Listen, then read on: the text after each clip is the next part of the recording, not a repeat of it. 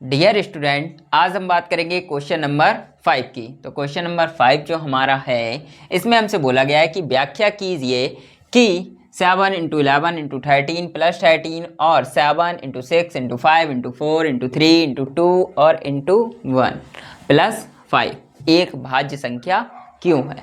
मतलब कि हमें इस क्वेश्चन में ये बताना है कि जो भी हमें नंबर्स दिए गए हैं उन नंबर्स में जो भी हमें नंबर्स दिए गए हैं उन नंबर्स के फैक्टर्स 2 से ज़्यादा आ रहे हैं, क्योंकि जब 2 से ज़्यादा फैक्टर्स आते हैं तभी वह नंबर्स हमारा कैसा बन सकता है, भाज्य संख्या बन सकती है। मतलब हमारी डिवाइडेंड संख्या हो सकती है, मतलब डिवाइडेंड नंबर हो सकता है। इतनी बात आपको क्लियर हुई कि हमारे जो प्राइम नंबर्स होते हैं उनके केवल और केवल कितने फैक्टर्स होंगे, उन प्राइम नंबर्स के केवल और केवल 2 फैक्टर्स होते हैं, जबकि भाज्य संख्याएं होती हैं उनके 2 से अधिक फैक्टर्स होते हैं।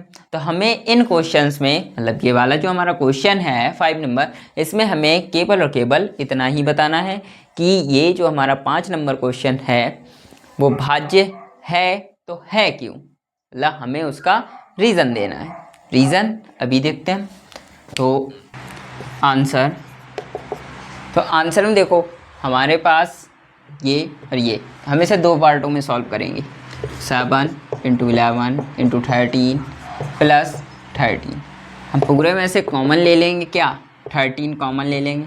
7 × 11 + 1, क्योंकि 13 का दोनों में क्या लग जाएगा, डिवाइड लग जाएगा। ये मल्टीप्लाई में और ये प्लस में है, तो इसमें डिवाइड लगेगा तो 13 कम हो जाएगा, और इसमें लगेगा तो 13 बन जा 13 होगा।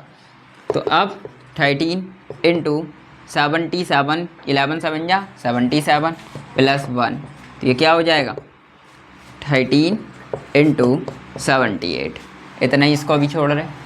नेक्स्ट देखो 7 × 6 × 5 × 4 × 3 × 2 और × 1 प्लस का 5। ये हमें क्वेश्चन दे रखा है।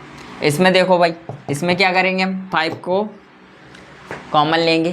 तो 5 को कॉमन लेने के बाद इधर 5 का डिवाइड लग जाएगा, तो 7 × 6 × 4 × 3 × 2 × 1 ये बचेगा। इसके बाद इधर लगेगा तो इधर भी 1 बचेगा। क्या हो जाएगा, 5 बाहर, इन सभी का मल्टीप्लाई कर दो।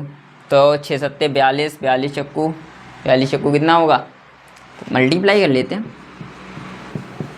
तो 4 दूनी 8, 4 चौक 16, 168, 168 तियाँ, तो 3 अट्ठे 24, 3 छक्के 18 और 2 20, 3 एक 3 और 2 5, 504 दूनी कितना हो जाएगा, 2 सत्ते, अरे वो 2 चौकू 8 और 2 पंचे 10, 1008 + 1 ये आया हमारा।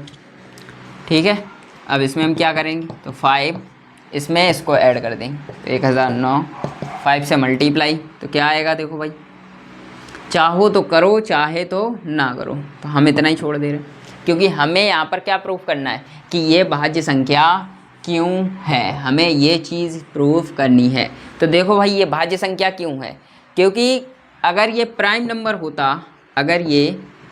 नंबर होता तो इसके कितने फैक्टर आते, तो इसके फैक्टर आते 2, लेकिन इसके फैक्टर देखो भाई कितने आ रहे, एक तो ये हो गया, एक तो ये हो गया, और एक इसका 1 और होगा, तो कितने फैक्टर हो गए, मतलब अभी तो हमने केवल 3 ही निकाले, तो इसके फैक्टर्स कितने हो गए, 3 हो गए। वैसे इसके फैक्टर कितने हो जाएंगे, 2 से अधिक हो जाएंगे। तो ये कैसी संख्या हो गई, तो ये हमारी भाज्य संख्या हो गई। कैसी हो गई, भाज्य। ऐसे करके देखो भाई, इसमें देख लेते हैं क्या, एक तो देखो 13 आ गया, दूसरा 78 आ गया, उसके बाद 1 भी होगा, इसके बाद हम इसको और भी तोड़ सकते हैं, तो यहाँ पर क्या हो जाएगा, इसके भी फैक्टर्स हो जाएंगे। तो अगर ये प्राइम होता तो फैक्टर्स कितने होते, तो फैक्टर्स ओनली 2 होते, बट इसके फैक्टर क्या आ रहे, 2 से अधिक आ रहे,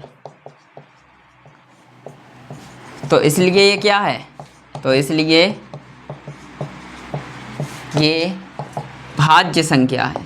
कैसी संख्या है, भाज्य संख्या है। तो ये क्वेश्चन हमारा 5 था, जो 2 पार्टों में सॉल्व हुआ। कौन कौन से, एक ये और दूसरा ये। दोनों में से हमने क्या किया, जो हमें नंबर्स दोनों तरफ दिख रहा है उसको हमने कॉमन ले लिया, कॉमन लेने के बाद बाकी का हमने सॉल्व किया। इधर भी हमने ऐसा ही किया, जो कॉमन मिल रहा है उसको कॉमन ले लिया, बाकी का सॉल्व किया। सॉल्व करने के बाद हमें 2 से अधिक फैक्टर्स मिल रहे हैं, तो जब 2 से अधिक फैक्टर्स होते हैं तो फिर वो कैसा हो जाता है, भाज्य हो जाता है। ऐसा ही इसमें किया है। तो ये हमारा क्वेश्चन नंबर 5 था। 6 नेक्स्ट पार्ट में।